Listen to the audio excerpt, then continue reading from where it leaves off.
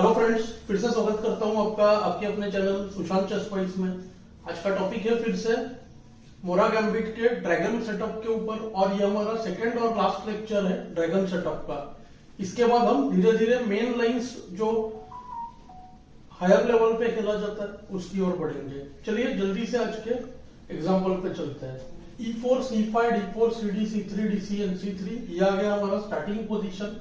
हम जो आज सेटअप देखने जा रहे हैं उसमें G6 और NC6 होगा, किसी भी ऑर्डर से हो सकता है। और ब्लैक पहले D6 करेगा, BG7 को रिजर्व करेगा। तो ये हमारा हो गया तीसरा move order. Direct G6 BG7 के लिए आप जो फर्स्ट लेसन है इसका, यानी कि हमारे इस ओपनिंग का थर्ड लेसन, उसको चेक करिए। NF3 अब NC6, पहले NC6 NF3 फिर G6, ऐसे भी हो सकता था। BC4, और यहाँ पे दो मूव ऑर्डर्स है, एक है D6 और दूसरा है बिशप G7 मेन मूव। इसका हमने थोड़ा सा डिस्कशन पिछले लेसन में किया था। तो सबसे पहले D6 पर चलते हैं। अब पहले तो आ गया QB3। जब NC6 के बिना BG7 था तब भी QB3 सही मूव था। जब NC6 G6 BG7 होता है उसमें कई बार NF5 आ जाता है। अब आप देखोगे इसमें NF5 नहीं हो सकता क्योंकि BF7, KD7, QE6 चेक या BE6 चेक अवेलेबल है। E6 पोस्ट, E6 को बिशप F4, यहाँ पे दो ऑप्शंस है। ये लाइन पता होना इसलिए जरूरी है कि ब्लैक A6 कर सकता है तो BB5 स्टॉप हो जाएगा, और आप देखोगे NA5 का थ्रेट आ जाएगा A6 के बाद, और बिशप चले जाते ही ऐसे लगेगा कि ब्लैक का पोजीशन ठीक हो गया और वो ऑन अप रहने वाला है। सबसे पहले डायरेक्ट NA5 का बताता हूँ। NA5 करते ही होगा BB5 चेक, BD7, और यहाँ पे गुड मूव क्वीन C2। दो ऑप्शन है ब्लैक के पास, एक है रुक C8 और दूसरा है बिशप इंटू B5।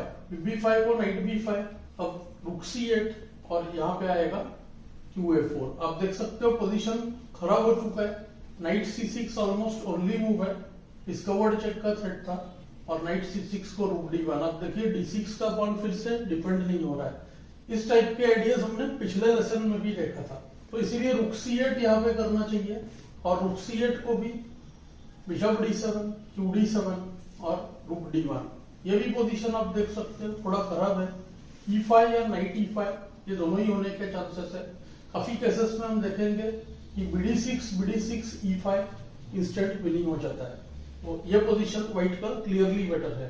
तो मेन प्रॉब्लम जो है वो है मूव A6। और अगर यहाँ पे हमें पता नहीं हो क्या करना है तो ये जो गैम्बिट है हमें ड्रैगन के सेटअप में खराब पोजीशन दे देगा और हमें पता नहीं चलेगा कि क्यों लॉस हो गया। तो यहाँ पे देखिए एक बहुत ही अलग मूव है। नाइट A5 करके बिशप ले लेना चाहता है ब्लैक, तो व्हाइट करता है देखिए बिशप E2। इस तरह का पीछे जाने वाला मूव व्हाइट अफोर्ड कर पा रहा है क्योंकि ऑलरेडी डेवलपमेंट में बहुत आगे है। और ब्लैक का स्ट्रक्चर देखिए E6 D6 G6 के साथ हुआ है, यानी कि D6 अब वीक होने ही वाला है। BG7 तो करेगा तो रुक D1 में प्रॉब्लम है, तो शायद बिशप E7 पर ही रखना पड़े। तो दो ऑप्शन है यहाँ पे, एक तो है BE7 और दूसरा है NF6। पहले देखते हैं BE7 को रुक D1, queen C7, BD6 followed by E5 का थ्रेट था। अब क्वीन A3, देखिए D6 पर फिर से अटैक, और अब देखिए D6 का पॉइंट जो है बच ही नहीं सकता है। तो ये हो गया व्हाइट का क्लियरली बेटर पोजीशन। दूसरा ऑप्शन था NF6 करना, उसको भी रुक D1। व्हाइट का प्ले देखिए काफी इजी है और एकदम स्टैंडर्ड तरह से व्हाइट चल रहा है। NH5 बिशप पर अटैक, और अब आ गया देखिए bishop D6 BD6 E5, knight take C5, knight take C5। अभी भी ब्लैक पॉन अप है, लेकिन देखिए H5 पर प्रॉब्लम होने वाला है और D6 पर भी प्रेशर है। तो क्वीन हटाना पड़ेगा, क्वीन हटाते ही, क्योंकि NC4 का सेट था। तो नाइट C4, BE7, NB6, रुक B8, BH5, GH, कैसल। इस पोजीशन को आप इवेल्युएट करके देखना, जो भी प्रॉब्लम हो वो ब्लैक का ही है। C8 का बिशप हिल नहीं रहा है, यानी कि क्वीन साइड अटक गया। कैसल करेंगे तो किंग साइड पर अटैक हो जाएगा, और E5 से पीस फ्री करे बिशप को तो नाइट C D5 में लूजिंग पोजीशन होगा। यानी कि इस पोजीशन को आप देखिए, कोई भी प्लेयर जो सिसिलियन ड्रैगन का सेटअप लेके आया है या कोई भी ब्लैक प्लेयर, वो इस टाइप के पोजीशन को डेफिनेटली पसंद नहीं करेगा जस्ट ओपनिंग के बाद। तो ये भी हो गया व्हाइट का क्लियरली बेटर। अब चलते हैं जो हमारा मेन लाइन है उस पर। तो इस ओपनिंग का जो मेन सेटअप है वो है BG7, और यहाँ पे मैंने लास्ट टाइम बताया था पूरा डिटेल में कि E5 करना चाहिए, बहुत जरूरी है। तो E5 नहीं खेले तो ब्लैक का D6 हो जाता है। उस लेसन को आप मिस मत करिए, तो उसमें इसका बेसिक्स डिस्कस्ड है। अब यहाँ पे क्या होगा, नाइट E5 हो सकता है और BE5 हो सकता है। क्वीन A5 का हमने डिस्कशन पिछले लेसन में किया था। सबसे अच्छा नाइट H6 को समझा जाता है और उसको आएगा castle castle bishop F4। E5 point को प्रोटेक्शन देना जरूरी है।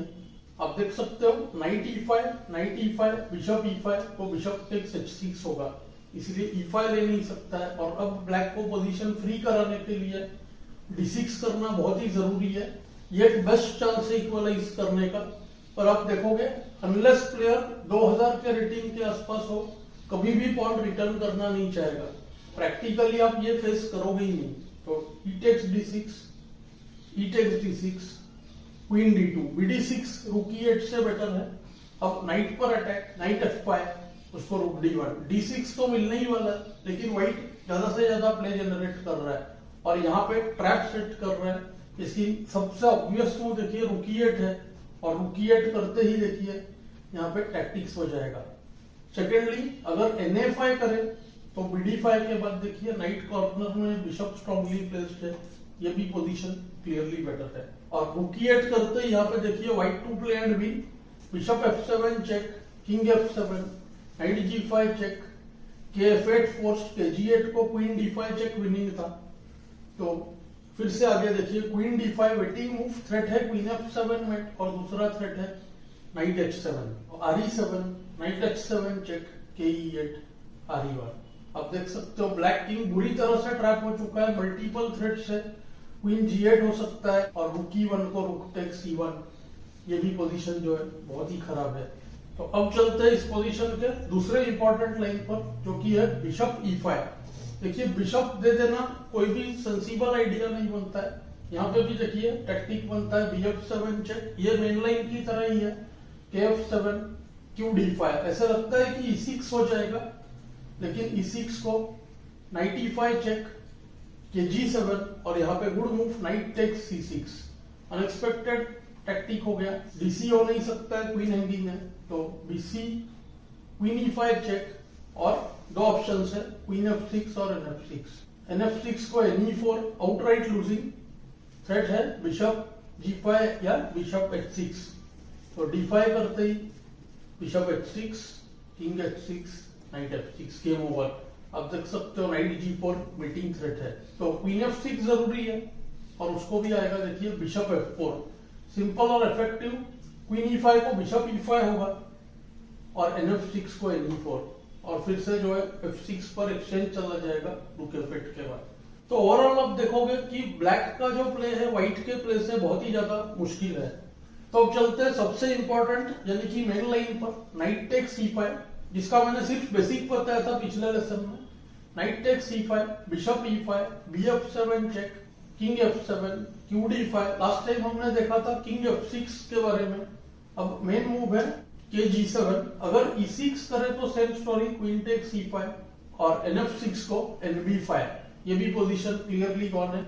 अब देख सकते हो ND6 चेक आने वाला है और क्वीन F6 को आएगा QC7। ये टिपिकल सिसिलियन कलेशनिकोव का या लोवेंथल में ऐसा होता है, क्वीन अटैक करने पर क्वीन C7 जाती है ओपन सिसिलियन में। तो ये भी पोजीशन आप देखो कि ब्लैक का जो पोजीशन है काफी खराब है। किंग G7, उसको queen E5 check, NF6, castle, D6।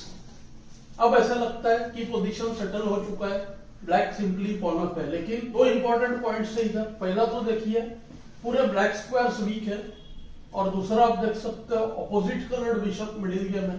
तो opposite coloured bishop middle game में अटैकिंग बिशप जो होता है ऑलमोस्ट एक्स्ट्रा पीस की तरह होता है। तो आप देखोगे कि डार्क स्क्वायर का वीकनेस इसमें एक्सप्लॉइट होगा। ब्लैक का जो मेन प्लान है E5 D5 करके सेंटर एस्टेब्लिश करना, उसको बस सही तरह से रोकना है। तो उसके लिए क्वीन का जो रिट्रीट है यहाँ पे, क्वीन G5, E3, E2 सारे आते हैं ध्यान में, पर क्वीन E2 सबसे अच्छा है। काफी लोगों को क्वीन E3 भी पसंद है, इंटरेस्टिंग मूव है, पर क्वीन E2 सबसे अच्छा है। तो क्वीन E2 दो ऑप्शंस है, एक तो रूक निकालने की कोशिश करें तो सिंपल BG5। अब आप देखोगे E5 आते ही नाइट D5, व्हाइट का विनिंग होगा। तो बिशप F5 मेन मूव, उसको बिशप E3, ये मूव जरूरी है। ज्यादा जल्दी G5 करने से कोई फायदा नहीं है। व्हाइट जस्ट रूक D1 लाना चाहता है ताकि D5 हो नहीं। अब मैं आपको दिखाने जाऊंगा हर केस में कि E5 और D5 करे तो कैसे प्रॉब्लम होगा। सबसे पहले यहीं पे E5 करे तो रूक D1 D5, तो D5 करते ही देखिए आएगा बिशप G5, नाइट को पिन किया, D5 हैंगिंग है और आप देख सकते हो D4 को गुड मूव, क्वीन B5, इसके बाद पोजीशन लूजिंग है, क्वीन B7 भी हो रहा है और क्वीन टेक्स E5 भी आ रहा है।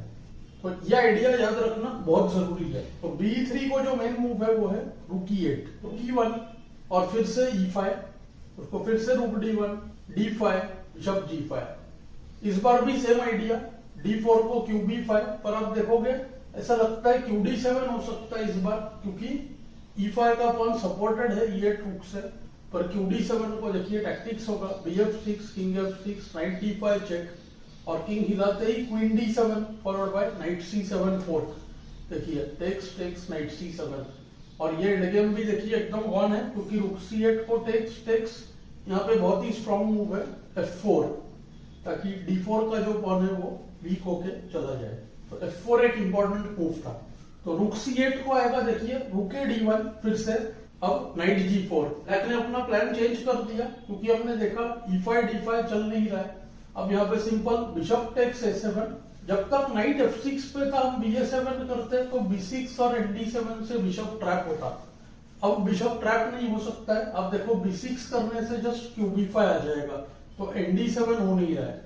और क्वीन A5 करे तो जस्ट H3 मूव बहुत इंपॉर्टेंट है। देखिए किस तरह से ट्रेड हो रहा है, क्वीन A7 को H takes G4, bishop moves और नाइट D5। आप देख सकते हो कितना बढ़िया पोजीशन है। ब्लैक स्क्वायर्स पे पूरा बाइंड बन गया है। E7 का पॉन वीक है और E6 को आएगा night C3, queen B6, D6 को सपोर्ट दिया। यही जो है व्हाइट चाहता था कि पॉन्स E6 D6 हो जाए, तो D6 का पॉन ज्यादा वीक हो गया इस केस में। E6 के वजह से D7 का बिशप खराब हो गया और G5 के पॉन ने F6 स्क्वायर को वीक कर दिया, यानी कि नाइट E4 आके देखिए नाइट F6 बैठ जाएगा।